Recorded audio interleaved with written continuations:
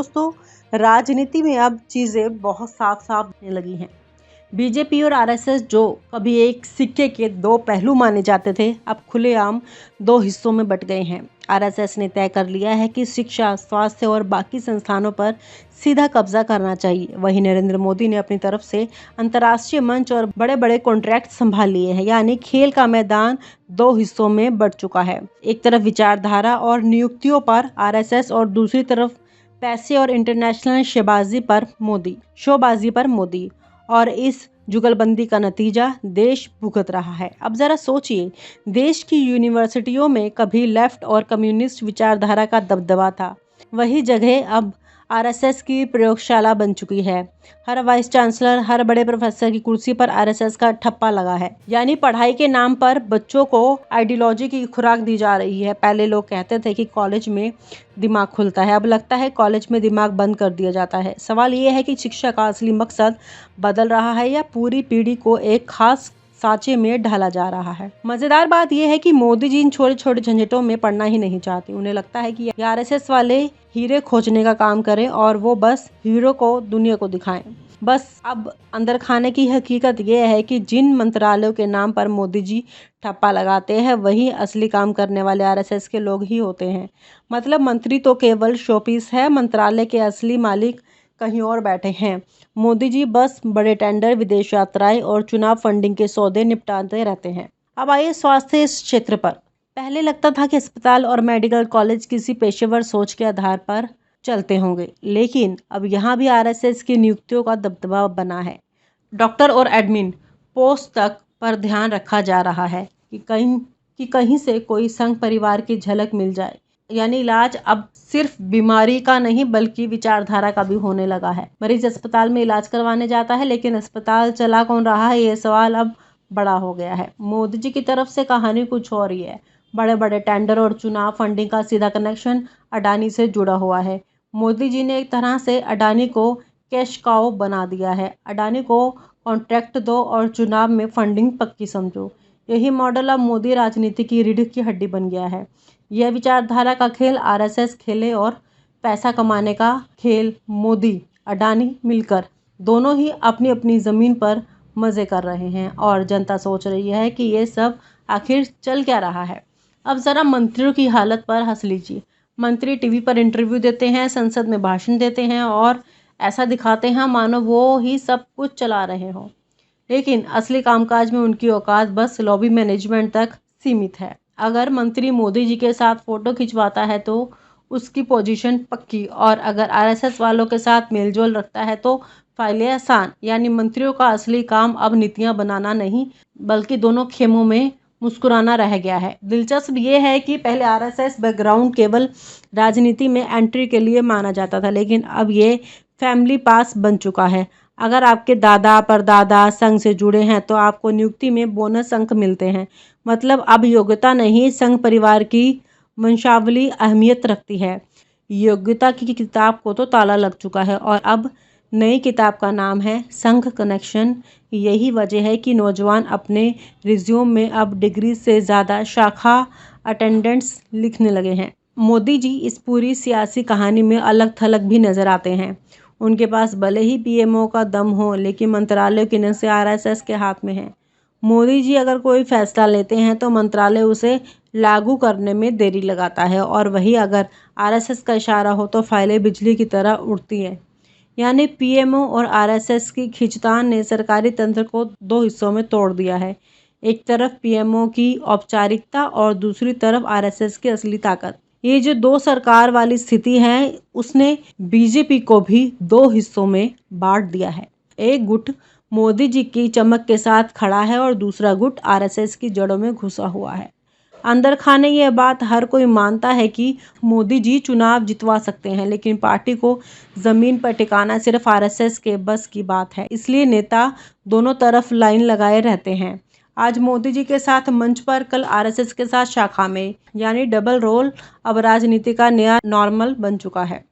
तो दोस्तों, असली तस्वीर यही है कि मोदी जी शो के स्टार हैं और आरएसएस बैकसेट डायरेक्टर। जनता को दिखता है कि मोदी का चेहरा और पर्दे के पीछे चलती है आरएसएस की कलम। सत्ता का ये डिवाइडेड एंड रूल मॉडल दोनों के लिए फ़ायदेमंद है, लेकिन देश के लिए कितनी बड़ी चुनौती है, ये सवाल हर बार अनुत्तरित रह जाता है, क्योंकि जब शिक्षा विचारधारा से चलने लगे और स्वास्थ्य वंशावली से, तो समझ लीजिए कि लोकतंत्र अब सिर्फ नाम का रह गया है, बाकी तो सब मैनेजमेंट है।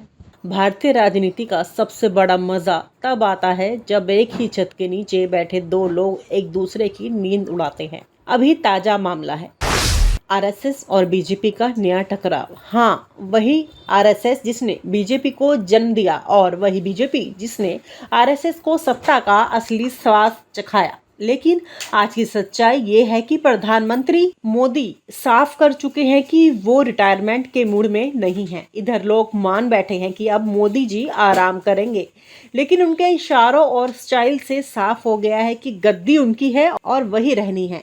ऐसे में सवाल उठता है कि जब प्रधानमंत्री चेहरा तय है तो पार्टी के अध्यक्ष का चेहरा कौन होगा। और यहीं से शुरू होता है आरएसएस और बीजेपी का ताजा कुश्ती का दंगल। आपको याद होगा, मोदी जी के जन्मदिन से ठीक पहले मोहन भागवत का अचानक यू टर्न चर्चा में आ गया था। सबको लगा कि अब आरएसएस और मोदी के बीच अब सेट हो गया है। सबको लग रहा था कि समझौते की डोर बंद चुकी है, लेकिन असली कहानी बिल्कुल उल्टी है।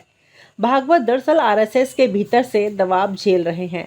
ये वही सीनियर लोग हैं जो मानते हैं कि बीजेपी का अध्यक्ष अगर पूरी तरह आरएसएस के कंट्रोल में ना रहा तो पार्टी धीरे धीरे मोदी शाह की प्राइवेट लिमिटेड बन जाएगी। अब यहाँ पर एक दिलचस्प खेल चल रहा है। मोदी शाह चाहते हैं कि बीजेपी अध्यक्ष की घोषणा दिसंबर में हो, यानी जितना हो सके मामला खींच जाए, क्योंकि वो जानते हैं कि आरएसएस अध्यक्ष पर काबू पा ले तो मोदी की पकड़ ढीली पड़ जाएगी। उधर आरएसएस का गुस्सा यह है कि भागवत लगातार देरी कर रहे हैं और मोदी जी की साइड ले रहे हैं। संगठन के लोग खुले शब्दों में कहने लगे हैं कि भागवत जी को याद रखना चाहिए, हम आरएसएस में बैठे हैं बीजेपी के दरबारी बनने के लिए नहीं। यानी दबाव इतना बढ़ चुका है कि भागवत की हालत मौन साधे हुए साधु जैसी हो गई है। बोले तो बवाल, चुप रहे तो बवाल। न्यूज़ नेशन लगातार कहता आया है कि बीजेपी अध्यक्ष का मुद्दा दिसंबर तक अटका रहेगा और वही हो रहा है। लेकिन मजे की बात यह है कि दिल्ली के गलियारों में यह सवाल घूम रहा है, आखिर आरएसएस किसे चाहता है। सूत्र कहते हैं कि आरएसएस मोदी शाह की पसंद के नाम को हर हाल में काटने के मूड में है। वहीं मोदी चाहते हैं कि अध्यक्ष का चेहरा ऐसा हो जो पूरी तरह उनके इशारों पर नाचे। यानी अध्यक्ष का चुनाव पार्टी के लिए नहीं बल्कि अहंकार की लड़ाई बन चुका है। अब बात करें मोहन भागवत की मुश्किलों की। वो आरएसएस के भीतर नरम मुखिया के तौर पर जाने जाते हैं। कई बार आरोप लगता है कि उन्होंने मोदी के सामने झुककर आरएसएस की ताकत कमजोर कर दी है। लेकिन अब हालात ऐसे बन गए हैं कि अगर भागवत तुरंत कोई फैसला नहीं लेते तो आरएसएस के भीतर बगावत की स्थिति बन सकती है। सीनियर प्रचारक साफ कह रहे हैं कि मोदी को हमेशा के लिए पीएम बनाए रखना आरएसएस की परंपरा के खिलाफ है, क्योंकि आरएसएस की सोच है व्यक्ति बड़ा नहीं संगठन बड़ा है। और यही लाइन अब टकरा रही है मोदी के मैं ही पार्टी मैं ही सरकार वाले रवैये से। आप सोच रहे होंगे कि इस खींचतान का जनता से क्या लेना देना, तो सुनिए, जनता के लिए ये मामला इसलिए मायने रखता है क्योंकि बीजेपी हर चाल में अब मोदी फैक्टर हावी है। चुनाव हो, प्रचार हो या नीतियां, सब कुछ मोदी ब्रांड पर निर्भर है। आरएसएस के नेताओं का डर है कि अगर मोदी पर ज्यादा निर्भरता बनी रही तो भविष्य में पार्टी के पास कोई विकल्प नहीं बचेगा। यानी बीजेपी धीरे धीरे कांग्रेस जैसी हालत में जा सकती है, जहां एक परिवार या एक चेहरा ही सब कुछ तय करता है। आरएसएस चाहता है कि अध्यक्ष का चुनाव करके इस खेल को थोड़ा संतुलित किया जाए। अब सवाल ये उठता है कि आखिर इस पद को मोदी इतना क्यों लटकाना चाहते हैं। असल में मोदी जानते हैं कि बीजेपी अध्यक्ष का पद आरएसएस के लिए पावर सेंटर है। अगर आरएसएस का आदमी बैठ गया तो फिर सरकार और संगठन दो लाइनें चलने लगेगी और मोदी को यह बिल्कुल मंजूर नहीं है। यही वजह है कि उन्होंने अपने इशारे से साफ कर दिया है कि प्रधानमंत्री मैं रहूंगा और अध्यक्ष भी वही होगा जिसे मैं चाहूँगा। ये मोदी का वही अंदाज है जहां सामने से मुस्कुराकर हाथ मिलाते हैं और पीछे से अपनी शर्तें लिखवाते हैं। दिल्ली के पॉलिटिकल एक्सपर्ट्स मानते हैं कि ये टकराव अब मोदी बनाम आरएसएस की खुली लड़ाई में बदल सकता है। याद कीजिए, जब मोदी गुजरात से में दिल्ली आए थे तो भी आरएसएस और मोदी के बीच खींचतान शुरू हुई थी। तब भागवत ने बैकफुट ले लिया था।